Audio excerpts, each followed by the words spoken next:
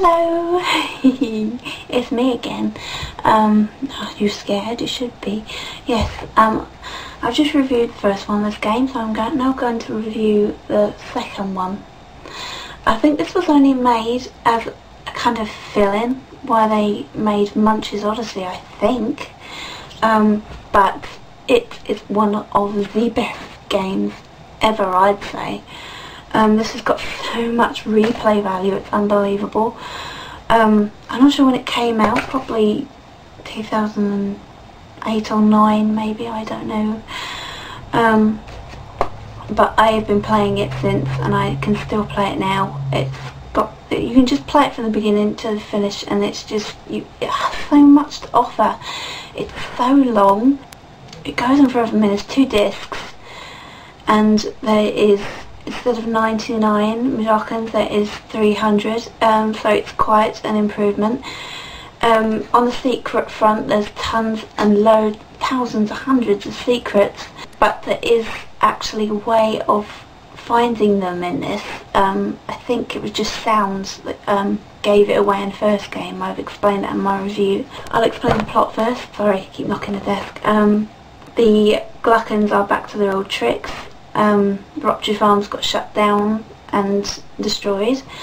I think it got blown up actually, and now they're back to their old tricks of profit and all that. So now they're making something called Soulstorm Brew, which is actually made out of all the Mudokons' old ancient bones, their ancestors and stuff. It's made out of their bones. The Gluckons are digging up our bones. And they're using blind Mudokon slaves to dig them up. They've sewn their eyes shut, which is really, really nice. They've got a nice way of showing that they care for the staff. So the blind Mudokons are digging, they don't know what they're digging up, but they are digging up their ancestors' bones so that the Gluckons can make brew. That's another thing, they're using bones to make brew, but later on that's not enough. They found a way to enhance the flavour.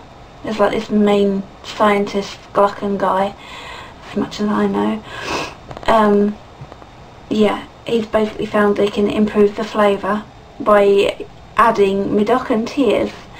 So the poor Mudokons later are strapped upside down into these machines, and they're like that, upside down, and they're getting zapped with electricity. And obviously they're crying because it hurts. And a lot of them come down with a serious headache, poor things, no wonder. Basically, if you look at the brew things, if you see any of these in a screen lying about, you probably know about this.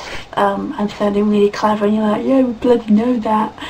It's not bloody rocket science, it's old enough for everyone to know. Basically, if you see any empty brew bottles in a screen, that basically represents there is a secret in that screen. It's basically, there's a secret here somewhere for you to find. So they are marked, so for you to get all 300 Mudokons, it's a lot easier. There is one though in the first, is it the first screen? Yes, I think it's the very first screen that isn't marked. If you climb down behind something, there is a secret in the very first screen, which took me a few playthroughs to realise that. I'm sure you could hear the sounds like you can in the original, and that's what made me realise there's a secret in this room. So yeah, in the very first screen there's a secret, but it's not marked. This game's amazing. Like I say, the secrets are very easy to find, but some of them are very hard. But thankfully there is a quick save function in this. That's just the most amazing thing they could have done. You can quick save literally within I don't know what I'm saying. Within a second. It takes literally a second to save. So you can save anywhere, anytime, whenever you want, really. There's different moods now for Mudokons. They have different emotions. There's normal ones, which are normally happy-go-lucky, like, hello, we're drilling and scrubbing floors, but we're happy about it. There's sick Mudokons. They've drunk too much brew, they're sick, and you need to find a special power to heal them. Let me think what else. There's depressed Mudokons, which if you slap a Medocan in front of them, they will get suicidal. If you slap them, they will get suicidal, and they'll smack their head like that until they kill themselves.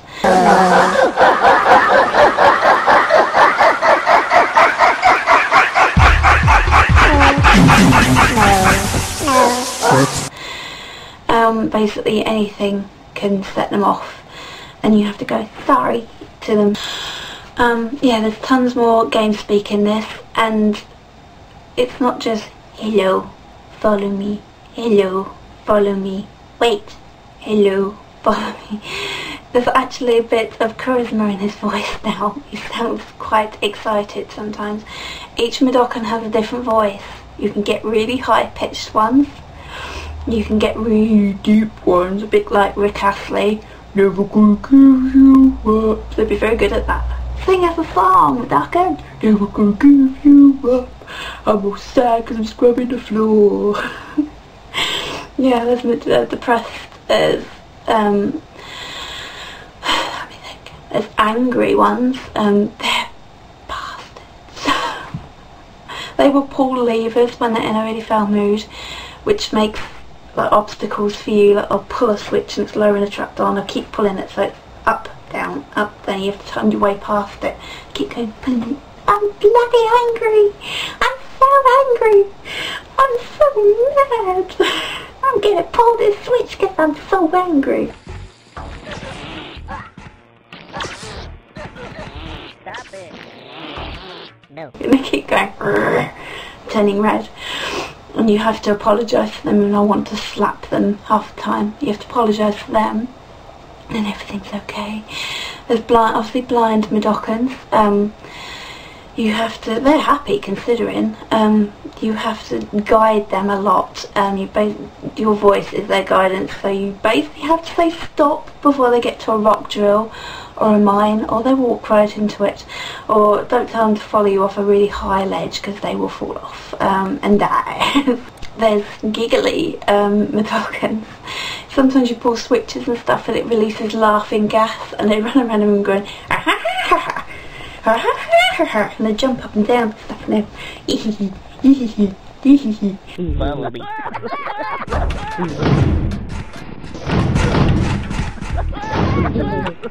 basically they're really happy, a bit crazy, and they can be a real pain for you if there's like something you have to sneak by, and they're running up and down making a loud noise. You know, the slig's like, hey, and it shoots you. It's not good. You have to slap them to knock them out of it, basically. I think that's all the emotions there are. Yeah, the sligs are quite good in this. They're a lot more interactive. You can take them into the background, you can pull more leaves and stuff now. I think you can zap them in. I'm not sure if you could do that in the first one. Yeah, but they're a lot more interactive.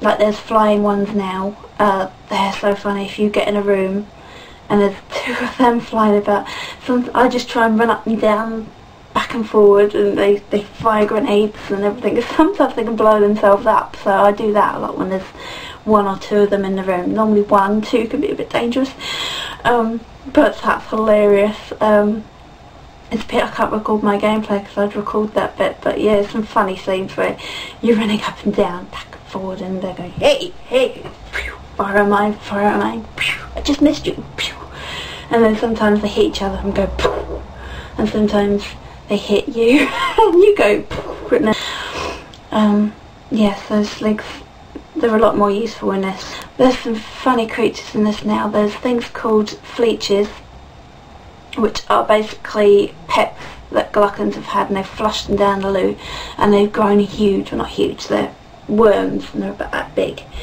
Little green worms, and they hang upside down and sleep. They sound lovely, don't they? They sound really cute and charming. But yeah, if you step on a slug, which is a little black sluggy thing that crawls along the floor, it goes beep, and it wakes the fleeches up. Anyway, fleeches come after you. They're basically worms with huge tongues, and if you get cornered or you get trapped, you've got no chance. They eat you within seconds. There's stuff called greeters, which they're really fun. I love the greeters. That's what the greeters look like. They're basically a tin can on a wheel with a huge grin. And they go, "Here, boy." Hey. Oh yes, slogs have puppies now that are little slogs. They're so funny. They're really cute because if like a grown-up adult slog runs after you, you run the other way. You're like, oh my god. And baby slogs, on the other hand, come here, running at you really slowly. And then you can just literally jump over them. They must get so upset. You can drink brew. There's like little vending machines with brew. And you drink the brew, which is lovely. And then you fart, and you can possess it. Yes, it makes exploding farts. You can possess your fart and drive it about, control it. And you can blow mines up, sleeps. You can blow lots of things up with your farts, deadly farts. There's even a sign, which I wish they did as merchandise because I would buy one. There's even a sign in a little kind of bubble saying no farts. I'd love one of them on the wall. No farts. Soulstorm Brew trivia time. Question: I've just junked Soulstorm Brew. What should I do now? Answer: don't fart, you fool. You could destroy a security orb. The humour in this is so much better than the first game. The first game was kind of funny, but I don't think they realised how generally funny the game was, so they've played on that a bit in this, I think. And it is really funny. The humour's amazing. It's amazing. There are a few people that haven't actually played Exoddus, and I think it's because they probably played the first game and they found it too frustrating, and they thought, well, I'm not going to touch the second one because it'll be equally as frustrating. It is harder, I would say, on the whole puzzle kind of level. A lot more things to work out, and there's a lot more to do with obviously being able to interact with Mudokons more. On that level it's harder, but because of the quick save, I wouldn't have said it was as challenging. It's still challenging. If you save all the Mudokons, it's a very challenging game. But if you didn't save all the Mudokons, if you didn't bother with the secrets, it would be quite simple, as the first game wouldn't be because of the not being able to quick save, because you'd have to keep going back. But with this, the quick save, it's very simple if you don't bother with the secrets. But if you bother with the secrets, it's such a rewarding game. I would give this game, I would definitely give it a 10 out of 10, and I'm not like going over the top with that. It's worth that score. The replay value is amazing, and you want to save the Mudokons even though it's so hard. Because of the quick save, you think, oh, I've just quick saved it, I'll go back in and I'll save them. Yeah, it's very rewarding. So yes, I hope you enjoyed my reviews for these two games. I hope it helped you a little bit if you haven't played them but you're considering it, if it's onto your to-do list. I don't think there's anything else I can add. Just buy them. You must own these games. They must be in your collection.